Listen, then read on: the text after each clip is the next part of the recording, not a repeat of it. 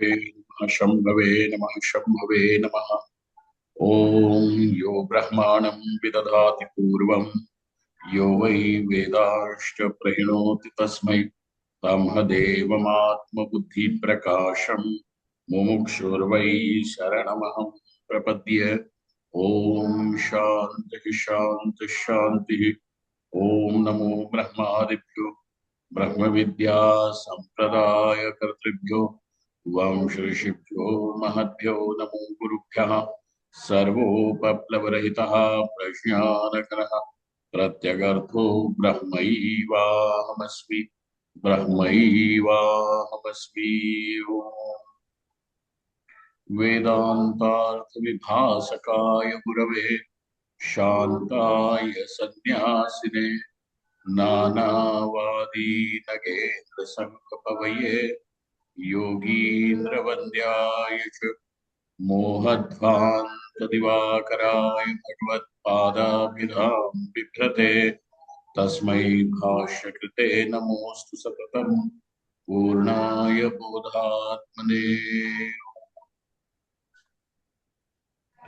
अक्षय तृतीया के सबको बहुत बहुत अक्षय तृतीया की बधाई हो और आशीर्वाद भी है। जो हिंदू धर्म में 3 साढ़े 3 मुहूर्त ऐसे समझे जाते हैं कि जो सबके लिए वो शुभ मुहूर्त होते हैं। उन दिनों में कोई पंचांग देखना नहीं पड़ता कि यह हमारे लिए अनुकूल है कि नहीं है। इन 3.5 मुहूर्तों में से एक मुहूर्त अक्षय तृतीया का है। इसमें किया हुआ पुण्य कर्म चिरकाल तक अपना फल देता है, इसीलिए इसे अक्षय भी कहा। तो इसी कारण से आज वेदांत श्रवण करना गृहस्थों के लिए एक प्रकार का पुण्य कर्म ही है, और वो हो और उसका वो कर्म भी सफल हो, इसलिए आज यह करना, पाठ करना उचित समझ के हम लोगों ने बाकी सब लोगों को भी उसी में निमंत्रित करके हम लोग पाठ कर रहे हैं आज शाम का। प्रश्न ये है कि सर्वविदित ये बात है कि कर्म अपने साथ पाप पुण्य का फल जरूर लेकर के आता है। ये नहीं हो सकता कि कर्म किया जाए और कर्म का फल न हो। परंतु वेदांत शास्त्र में ये भी कहा है कि कर्म का फल चाहे पुण्य हो चाहे कर्म का फल पाप हो, ये एक प्रकार से बंधन ही होता है, क्योंकि कर्म फल के निमित्त से जन्म पुनर्जन्म इत्यादि होता रहता है। तो जन्म और जन्म के अनंतर मृत्यु इत्यादि ये चक्र चलता ही रहेगा। अतः पाप पुण्य इत्यादि ये सारा क्या है, एक प्रकार से बंधन करता है।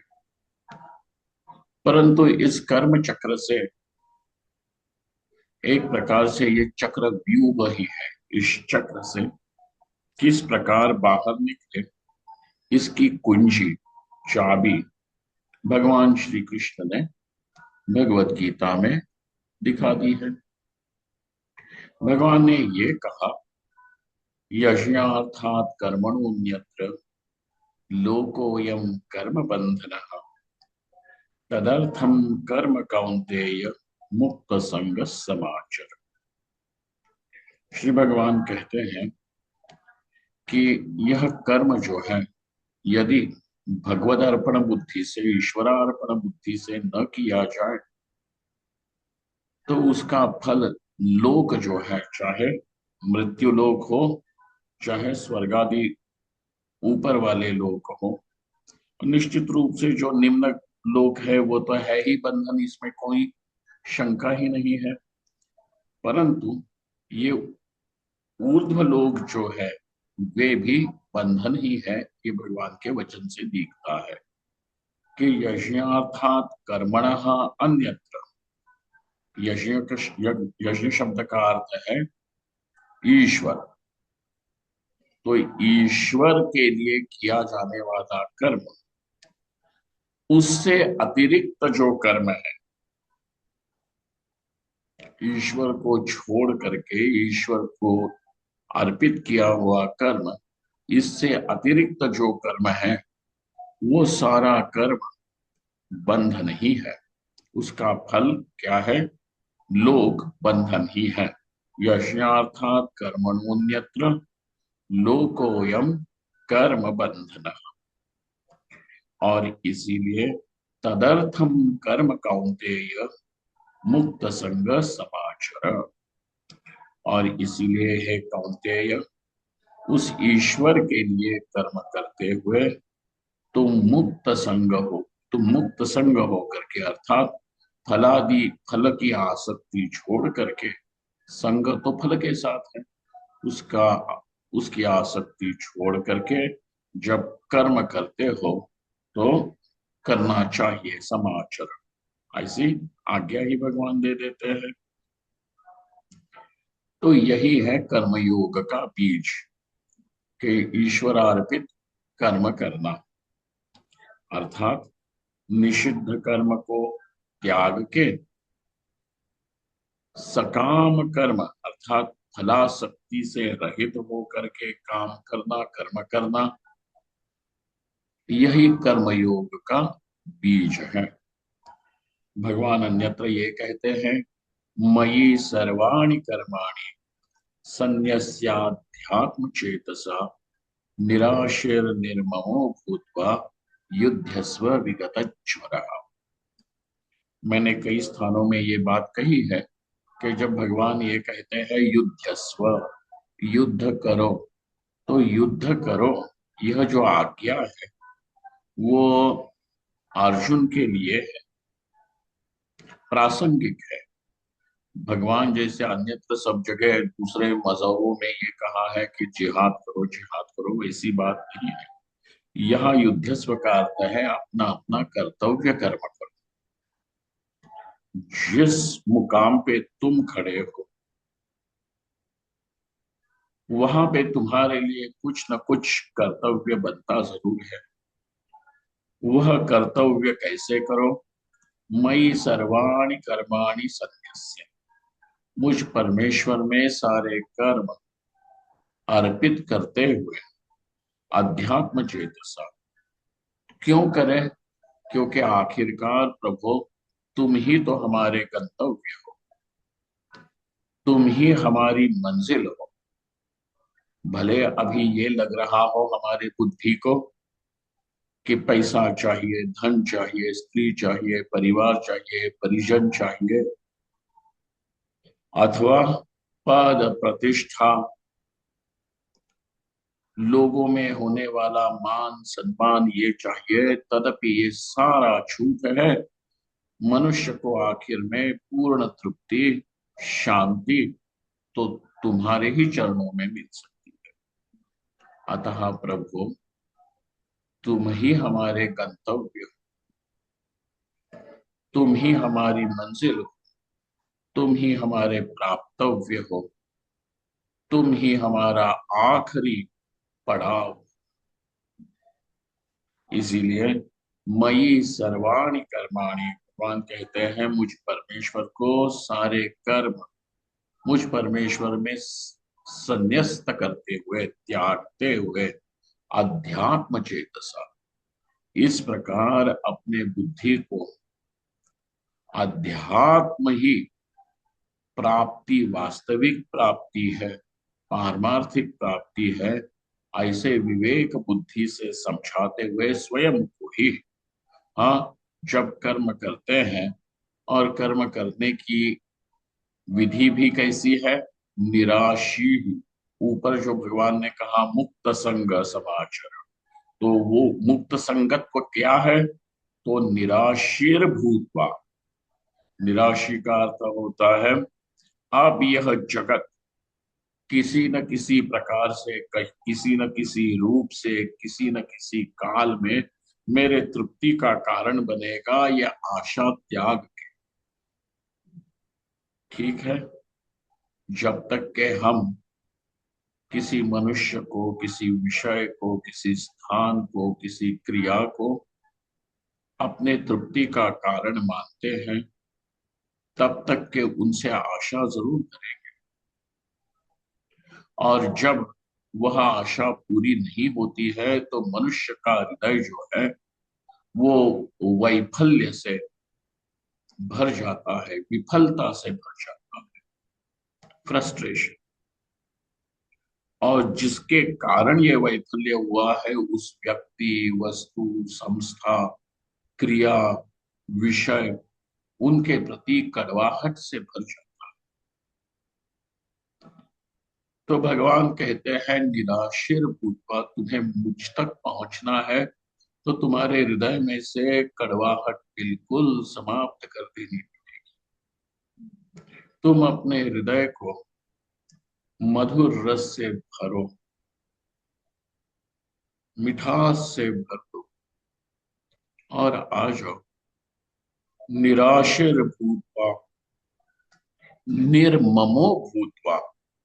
संग त्याग का दूसरा पहलू यह है कि वहां पे निर्ममो भूतवा, यह मेरा है, इस प्रकार से मनुष्य को हर चीज में मोहर लगाना लगता है कि ये मेरी उपलब्धि है, माय अचीवमेंट, अटेनमेंट लगती है, यह मेरा, यह मेरा, यह मेरा, यह अचीवमेंट लगती है। परंतु वास्तविकता तो यह है कि किसी भी चीज पे किसी की मोहर नहीं लग सकती। वो सिकंदर की कहानी आप लोग याद करो कि जब सिकंदर मरा तब उसके सिकंदर मतलब अलेक्जेंडर मरा, इतना बड़ा सम्राट कि जिसने लगभग सारे विश्व को अपने पैरों तले कुचला था, रौंदा था। ऐसा शासक, ऐसा सम्राट जब मरा, बड़े ही अल्पायु में मरा, 32 साल का ही था। परंतु मरते हुए, और चाहे जितना उसने जुल्म किया हो, मरते हुए कम से कम एक मौलिक बात तो समझ के मरा। उसके सेना नायक जो थे उन्होंने पूछा कि सिकंदर तुम मर रहे हो और तुम इतने बड़े सम्राट हो, तो तुम्हारी आखिरी इच्छा क्या, ख्वाहिश क्या? तो सिकंदर ने यही कहा कि जब मेरा जनाजा प्रेत यात्रा ले जाओगे तो मुझे नंगा लिटा देना और मेरी दोनों मुट्ठियां खुली रखना। तो ये जरा विचित्र था उस काल में और आज भी, कि ऐसा कोई प्रतिष्ठित व्यक्ति मरे तो उसके ऊपर सोना, चांदी, हीरा, मोती, चंदन, हार, फूल, ये सब चढ़ाया जाता है। नंगा लिटा देना और हाथ खुले रखना, मुट्ठियां खुली रखना, ये क्या बात है? तो लोगों ने पूछा ये ऐसी तो बड़ी विचित्र इच्छा क्यों करते हो कि तुम्हें नंगा ही जाया जाए? तो सिकंदर ने कहा कि मैं दुनिया को यही बताना चाहता हूँ कि आखिरकार मनुष्य जब मरता है तो वो अपने साथ कोई भी चीज नहीं ले जा सकता, उसका कुछ भी नहीं होता है। राज्य नहीं, सेना नहीं, धन नहीं, स्त्री नहीं, पुत्र नहीं, परिवार नहीं, प्रतिष्ठा नहीं, कुछ भी उसके साथ नहीं जाता। जैसे जन्मा था नंगा, मरता है नंगा, बिल्कुल हाथ खाली ही होते हैं। बस बीच में जब अपना जीवन जीता है तो वह अपने आप को एक झूठा एहसास दिलाता है कि मेरा कुछ है, मेरा कुछ है, मेरा कुछ है। यही मेरा कुछ है को कहते हैं ममत्व। मम शब्द का अर्थ होता है मेरा, षष्ठी विभक्ति है मम, और उसका भाव है ममत्व। तो कृष्ण भगवान कहते हैं, अरे भाई, तुम उस सच्चाई को पहचानो, निर्ममो भूतवा, कोई चीज कोई व्यक्ति कुछ नहीं अपना। और वास्तविकता अगर ये बात नहीं समझ में आ रही है और तुम्हारा हृदय थोड़ा द्रवित है, भगवान के नाम से, भगवान के रूप से द्रवित होता है, तो ये समझो कि भगवान के सिवा हमारा कोई नहीं। तो अपना सारा ममत्व, अपनी सारी आशा भगवान में रख, और इतना निश्चित है कि तुम्हारा वो ममत्व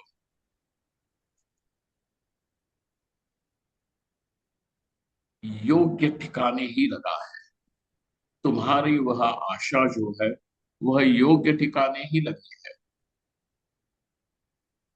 क्योंकि भगवान ही परम तृप्ति का कारण है और भगवान ही सबके वास्तविक सुहृद है, अपने हैं। भगवान भगवत गीता में ये बात जरूर कहते हैं, सुहृद सर्वभूतानां, मैं सभी भूतों का सुहृद हूं। सुहृद मतलब मित्र, अपना। सुहृद सर्वभूतानां, इसीलिए निराश्य निर्ममो भूत्वा का अर्थ भी यही है कि भगवान को अपना सार सर्वस्व समझो। अगर तुम्हें सर्वस्व ममत्व ही रखना है तो वो भगवान में ही रखो, वही अपना सार सर्वस्व है। इस प्रकार जब तुम अपना कर्तव्य कर्म करते हो, विगत ज्वर, तो तुम, ज्वर मतलब बुखार, रुग्णावस्था, तो तुम एक मनोरुग्ण होकर के विचरण नहीं करोगे, तुम स्वस्थ रह करके अपने कर्तव्य का पालन करो। इस प्रकार कर्तव्य करना जो है, वहां पे मधुसूदन सरस्वती अपने भक्त भक्ति रसायन ग्रंथ में ये लिखते हैं, इस प्रकार जो किया गया कर्मयोग है उससे हृदय बड़ा शांत और पवित्र हो जाता है। ऐसे शांत पवित्र चित्त की दो दशाएं हो सकती है। एक दशा ऐसी है कि जहां उस व्यक्ति का हृदय शांत और पवित्र भी है और द्रवित भी होता है। द्रवित होने का अर्थ है कि जैसे मक्खन पिघलता है और पिघलता है तो वह क्या कहते हैं, चलने लगता है ना, फ्लूइड होता है। और दूसरा यह है कि शुद्ध और शांत होता है, परंतु वह द्रवीभूत नहीं।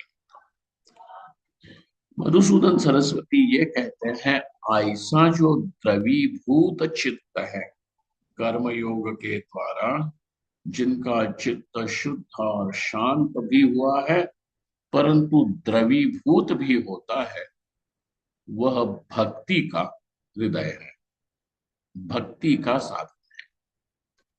और जो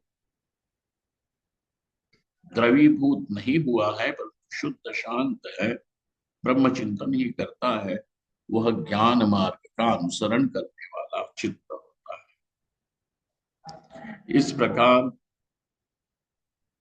श्री मधुसूदन सरस्वती ये अंतर कर देते हैं, परंतु इन दोनों में एक बात निश्चित है कि भगवदार्पित किया हुआ कर्म, कर्तव्य कर्म आपके हृदय को स्वच्छ, शांत, पवित्र जरूर बना देता है। और यदि वह हृदय, वह चित्त द्रवीभूत हुआ तो वह भगवत भक्ति करने भी लग जाता है। इसी बात को श्रीमद् भागवत महापुराण में ये कहा गया, भागवत का जो आ, आ, क्या कहते हैं, जिसमें भागवत महापुराण की महिमा कही गई है, उस अंश में एक कथा आती है कि भक्ति देवी बड़ी दुखी थी और नारद जी भक्ति देवी से मिलते हैं और भक्ति देवी दिखाती है कि उसके दो पुत्र ज्ञान और वैराग्य मरण सन्निध हो गए हैं, मरा मतलब मरण प्राय हो गए हैं, मरने के कगार पर खड़े हैं। और उस नारद भक्ति संवाद में भक्ति अपनी अपना इतिहास नारद जी को बयान करती है। भक्ति देवी ये कहती है कि मेरा जन्म द्रविड़ देश में हुआ, अर्थात आज का जो दक्षिण भारत है उसको उसमें हुआ, और कर्नाटक में बड़ी होती हुई महाराष्ट्र में जहां तहां फैली हुई, गुजरात से होकर के गुजरात पहुंचते पहुंचते गुर्जर सौराष्ट्र देश से होते होते मैं जर्जर हो गई, वृद्ध हो गई, और मेरे साथ रहने वाले मेरे पुत्र भी क्या हो गए, हाँ, जर्जर हो गए। और फिर वृंदावन में आके मैं तो नवयुवती बन गई, परंतु ये दोनों इस प्रकार मृत्यु के शैया में पड़े हुए हैं, मृत्यु शैया में पड़े हैं। यहाँ पे बाकी कथा का कथानक हमें आज के संदर्भ में विशेष महत्वपूर्ण नहीं है। इतना ही है कि भक्ति जब कहती है कि मैं द्रविड़ देश में उत्पन्न हुई, इसका जो सांकेतिक अर्थ है वो समझिए। इसका अर्थ यह है कि भक्ति कहती है कि मैं दक्षिण में उत्पन्न हुई। दक्षिण दिशा जो है वो कर्म की भूमि है, कर्म की दिशा है, और उत्तर जो है वो कर्म कर्म त्याग की, कर्म संन्यास की दिशा है।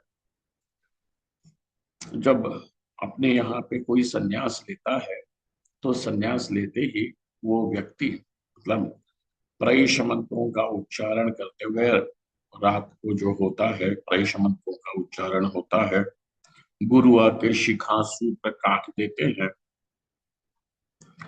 और वह प्रैष मंत्रों का उच्चारण करता है। अपने हाथ में रहने वाले दंड कमंडल को भी गंगा में त्याग देता है। हाँ, एक कटी वस्त्र होता है लंगोट, उसको भी त्याग देता है, और इसी तरह से वह उत्तर दिशा की ओर चलता है। वो किस दिशा में चलता है? उत्तर दिशा में चलता है। तो सन्यास की, कर्म त्याग की जो दिशा है वह है उत्तर। और इसीलिए भगवान शंकर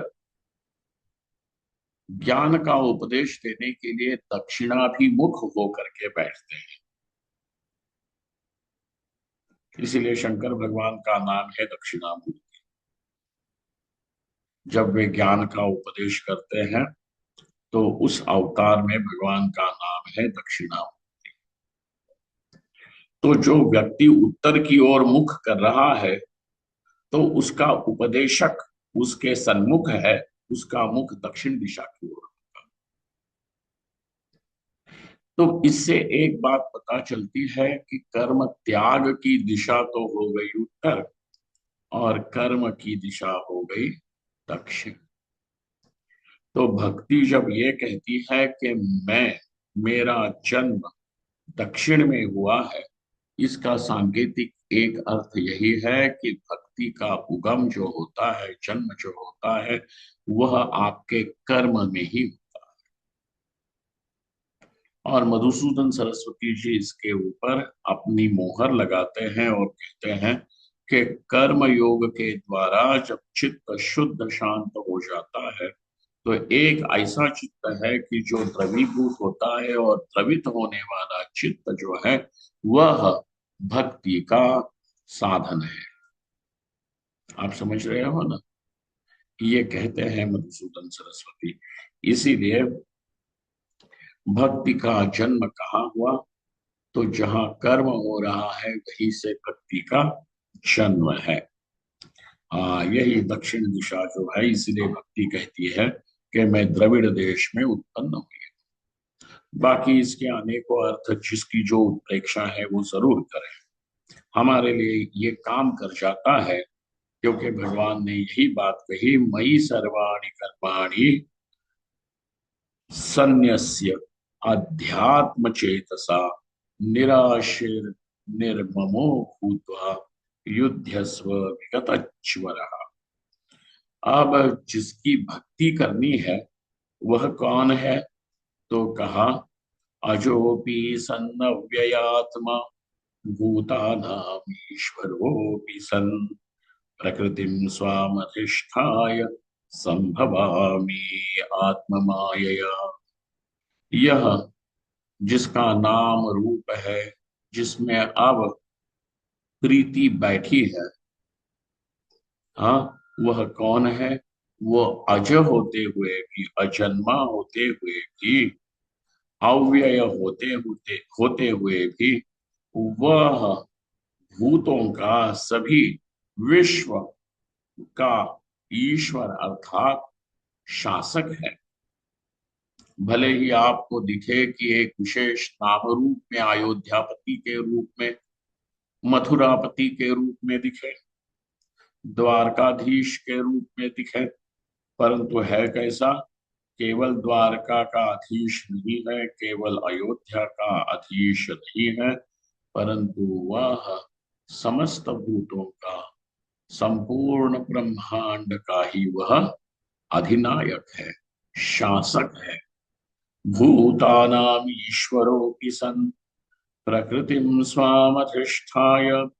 भगवान अपनी ही प्रकृति को अनियंत्रित करते हुए आत्म माया से, केवल माया मात्र से ही जन्म लेते हुए दिखते हैं। और भगवान ये कहते हैं, वीतराग भय क्रोधा मन्मया मामुपाश्रिताः बहवो ज्ञान तपसा पूता मद्भावमागताः। और यह मेरी प्राप्ति का मार्ग जो है वह कैसा है? मेरी प्राप्ति का मार्ग सुनो कैसा है। वीतराग भय क्रोधा, कि जिनके राग, भय और क्रोध क्या हो गए हैं? बाष्पीभूत हो गए हैं, उड़ गए हैं। वीत, विगता, चले गए हैं, रिजॉल्व। वीतरा, क्योंकि ये सारे कॉम्प्लेक्सेस है साइकोलॉजिकल। वीतराग भय क्रोधा मन्मया मामुपाश्रिताः। वे लोग जो है वो मनमय, ईश्वरमय ही हो गए हैं। माम उपाश्रिताः, मुझ परमेश्वर में ही आश्रित हो चुके हैं। इस प्रकार अनेक अनेक, हाँ, जो भी मुक्त हुआ है इस संसार में, वह इसी प्रकार ज्ञान पूत होकर के, ज्ञान से पवित्र होकर के, ज्ञान में स्नान करके, मज्जन करके, वो मेरे भाव को, मेरे से, मुझसे तादात्म्य को, मुझसे एकात्म को प्राप्त हुए हैं। ये यथा माम प्रपद्यन्ते तांस्तथैव भजाम्यहम् मम वर्तमानुवर्तन्ते मनुष्याः पार्थ सर्वशः। जो इस प्रकार मुझे प्रपन्न होते हैं, शरणागत होते हैं, और जिस प्रकार शरणागत होते हैं, मैं भी उनकी ओर उसी प्रकार से उनको प्रतिसाद देता हूं। तांस्तथैव भजाम्यहम्। कंस ने कहा कि मैं तो तुम्हें दुश्मन रूप से देखता हूं, तो भगवान ने कहा, लो, मैं भी तुम्हें शत्रु के रूप में ही तुम्हारा उद्धार करूंगा। किसी ने कहा मैं तुम्हें अपने प्रीतम के रूप में देखता हूं, तो भगवान कहेंगे, लो, मैं भी तुम्हारा प्यारा बन करके तुम्हारा उद्धार करूंगा। करूंगा तो मैं तुम्हारा कल्याण ही करूंगा, तो मैं तुम्हारा मंगल ही। परंतु किस प्रकार से करूंगा? जिस प्रकार से तुम चाहते हो उस प्रकार से। ये यथा मां प्रपद्यन्ते तांस्तथैव भजाम्यहम्। और इनएविटेबली, हाँ, यहाँ पे किसी प्रकार का किसी को कोई चॉइस नहीं है, विकल्प ही नहीं है। मम वर्तमानुवर्तन्ते मनुष्या पार्थ सर्वशः। तुम भले ही कहो कि मैं नास्तिक हूं, मैं निरीश्वरवादी हूं, सभी लोग चल रहे हैं तो उसी मार्ग में ही, ईश्वर प्राप्ति के मार्ग। जो नास्तिक है वो भी नास्तिक होते हुए भी यही कहता है कि मैं सर्व दुखों से विमुक्त, शांत, परिपूर्ण, तृप्त होना चाहता हूं। मतलब तुम्हारी गति, तुम्हारी मंजिल, तुम्हारा आखिरी गंतव्य है ही कौन? तो ऐसी पूर्ण शांति, पूर्ण तृप्ति। बस हम भक्तों ने उसको कहा कि वो भगवान है। कौन है ऐसा कि जो ऐसी तृप्ति, शांति नहीं चाहता? इसीलिए सभी लोग चल तो रहे हैं और मेरे ही मार्ग में, अर्थात यही मंजिल सब लोग सामने रखते हुए चलते हैं। परंतु हाँ, इतना ही है, ये यथा मां प्रपद्यन्ते तांस्तथैव भजाम्यहम्। जो मुझे जिस प्रकार से भजते हैं, मैं भी उनको उसी प्रकार से भजता हूँ। अच्छा जी, जब भगवान ही हमारे जीवन का गंतव्य है, तो ऐसा क्यों होता है कि हम भगवत शरणागति नहीं प्राप्त ले सकते हैं? तो यहाँ पे भगवान कहते हैं, कांक्षन्त कर्मणाम सिद्धिम यजंत इह देवताः क्षिप्रम ही मानुषे लोके सिद्धिर्भवति कर्मजा।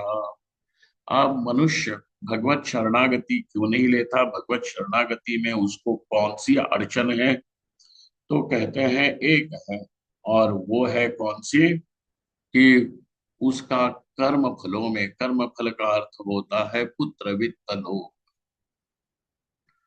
इसमें रहने वाली जो उसकी आसक्ति है, इसी के कारण वह देवता इत्यादियों को भजता है। देवताओं को भजने के विरोध में भगवान नहीं है, जैसे ये नव्य लोग जो दिखाते हैं, कौन इस्कॉन इत्यादि लोग, वैसे नहीं है।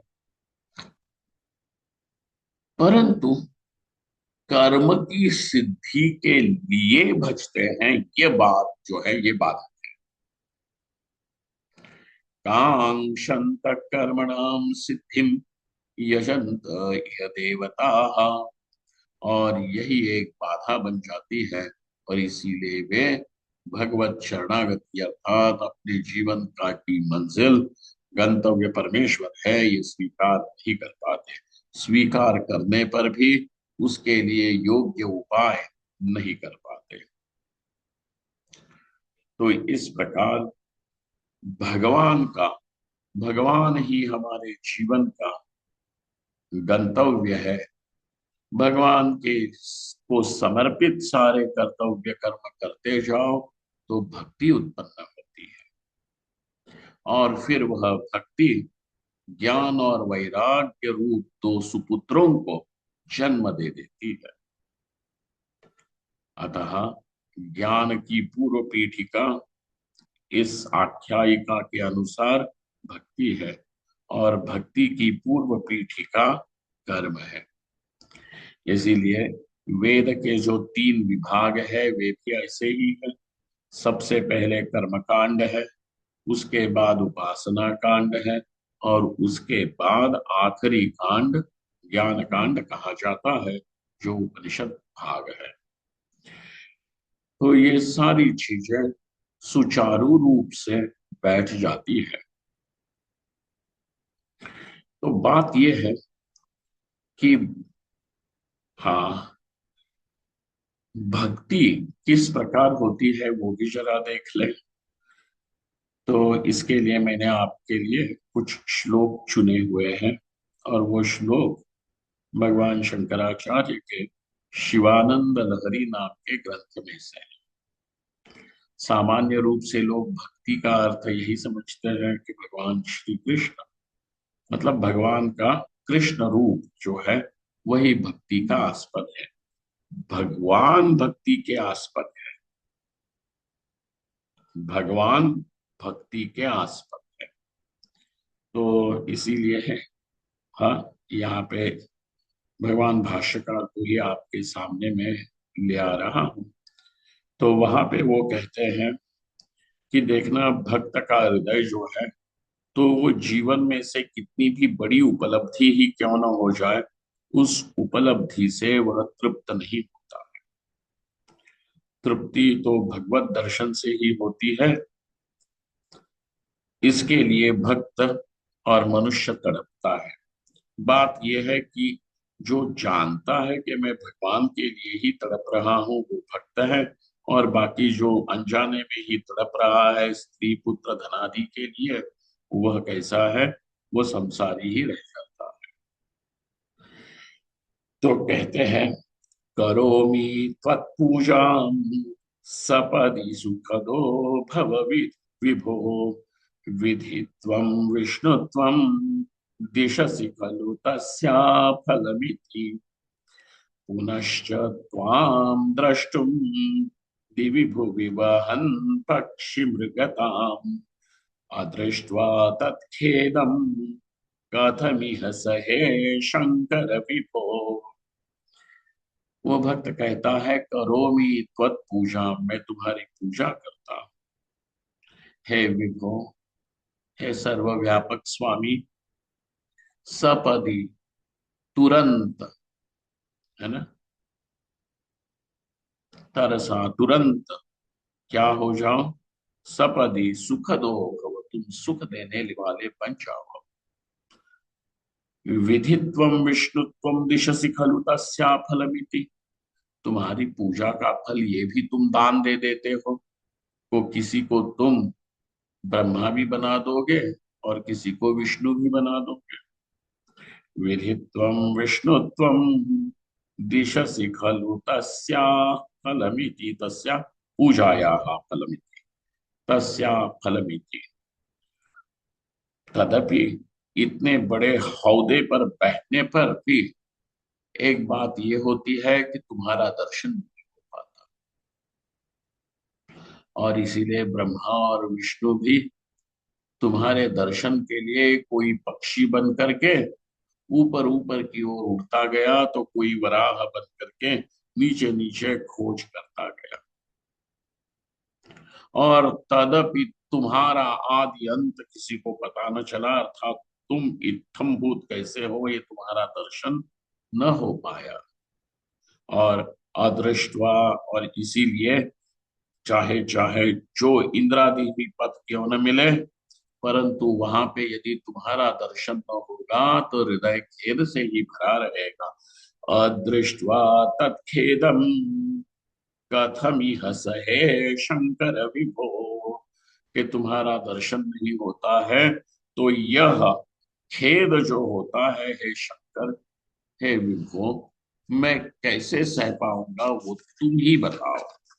मतलब अपने दुख को बता रहा है। अब भक्त ये कहता है कि मैं तुम्हें अर्पण क्या करूं, मैं तुम्हें दूं तो क्या दूं, वो तुम बताओ। करस्थे हे माद्रौ गिरीश निकटस्थे धनपतौ, गृहस्थे स्वरभूजा स्वरभूजा,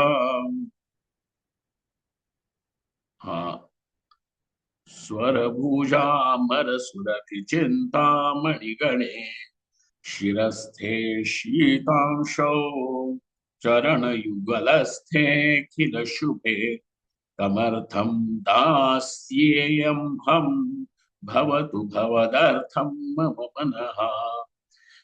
कहते हैं कि तुम्हारे हाथ में ही क्या है? करस्थे ही माधव, मेरू पर्वत है कि जो सोने का बना हुआ है। अब बताओ, मैं तुम्हें कोई कहता है कि हमने तो स्वर्ण दान दे दिया, कितना 10 ग्राम दे दिया, 1 तोला दे दिया। हाँ, क्या कीमत है जिसके, हाँ, जिसके हाथ में ही क्या है? सारा मेरू पर्वत है, स्वर्ण पर्वत है। उसके लिए 10 ग्राम सोने का क्या क्या कीमत है, वो बताओ। करस्थे हे माद्रौ गिरीश निकटस्थे धनपतो, नहीं नहीं हम स्वर्ण नहीं देंगे, हम धन दे देंगे। तो बोले, अरे जिसकी सेवा में कुबेर खड़ा है, निकटस्थे धनपतो, धनपति कुबेर जो है वो हाथ जोड़ करके खड़ा है कि हे शंकर आज्ञा करो कि मैं तुम्हारी क्या सेवा करूं। तो तुम्हारे 100 रुपया देने से और 101 रुपया देने से क्या फर्क पड़ता है, वो बताओ, क्या जरूरत है। गृहस्थे स्वर भूजा मर सुरभि चिंता मणिग्रह गणे। गृहस्थ है, तुम्हारे घर में ही क्या है, कल्प वृक्ष है। तुम्हारे आंगन में क्या है, कल्प वृक्ष है। और वहीं पे कामधेनु भी बांधी हुई है। हाँ, अमर सुरभि चिंता मणिगणे। और तुम्हारे घर की दीवारें जो है वो तो चिंतामणि, पारस क्या बोलते हैं, चिंतामणि से सजी हुई है। अब क्या दूं वो बताओ। शिरस्थे शीतांशो, कोई कहेगा कि तुम शंकर जी को ऐसी बातें बताओ कि जिससे उनके मन को शांति मिले। उनका माथा जो है वो तो, अरे माथा ठंडा क्या होना, माथे पे जब चंद्रमा ही बैठा हुआ है। शिरस्थे शीतांशो चरण युगलस्थे खिल शुभे। जितना भी इस दुनिया में जो जो मंगल है, शुभ है, वो तो तुम्हारे चरणों में पड़ा हुआ। मैं क्या दूं वो बताओ। कमर्थम दास्ये हम, मैं ऐसा कौन से अर्थ को तुम्हें दे दूं, कौन सी चीज तुम्हें दे दूं। तो भक्त को एक बात फिर सूझती है और वो कहता है, भवतु भवदर्थम मम मनः। हाँ, तुम्हारे लिए ये ले लो, मैं अपना मन तुम्हें अर्पित करता हूँ। मम मनः। अब भक्त ये कहता है कि तुम्हारे साथ मुझे सारी मुक्तियां एक साथ मिलती है। सारूप्यम तव पूजने शिव महादेवेति संकीर्तने, सामीप्यम शिव भक्ति धैर्य जनता सांगत्य संभाषणे, सालोक्यम च चराचरात्मक तनु ध्याने भवानी पते, सायुज्यम मम सिद्धमत्र भवति स्वामिन् कृतार्थोऽस्म्यहम्। अब देखो क्या, कैसे कैसे चारों ही मुक्तियां वहां पे उसके भक्त के लिए सिद्ध कैसी हो जाती है। सारूप्यम तव पूजने, तुम्हारा पूजन करते करते इतना सारूप्य, इतना तादात्म्य हो गया है कि पूजन से ही सारूप्य हो गया, सारूप्य मुक्ति हो गई। महाशिव महादेवेति संकीर्तने सामीप्यम। हाँ, हाँ, और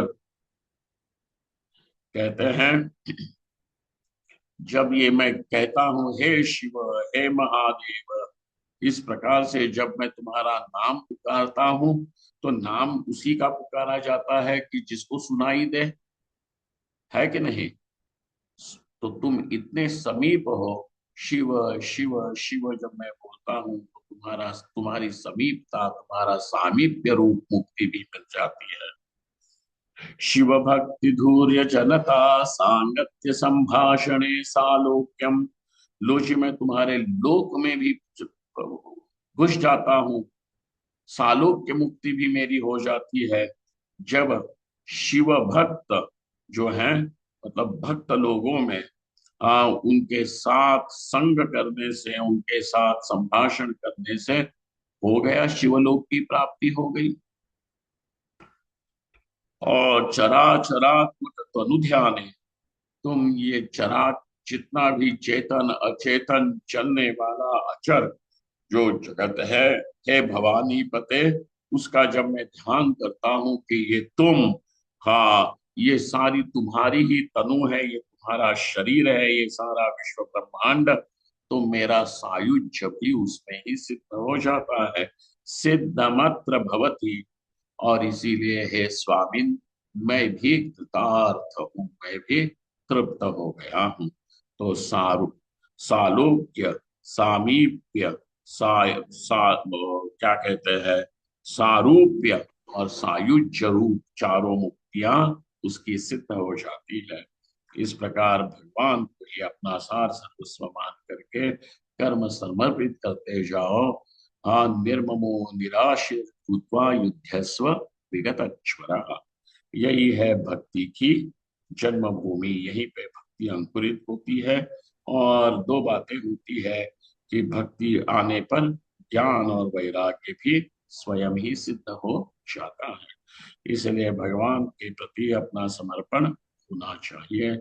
यही यह अक्षय तृतीया में भगवान के चरणों में यही प्रार्थना कि प्रभु तुम ही हमारे सार सर्वस्व हो, तुम ही हमारी मंजिल हो, तुम ही हमारा सब कुछ हो। हाँ, तुम्हारे प्रति हमारा हर कदम हर सांस तुम्हें ही समर्पित हो जाए। ओम शांति शांति शांति।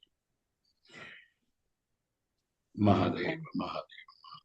महादेव स्वामी जी। सबका कल्याण। महादेव स्वामी जी। महादेव। प्रणाम Thank you.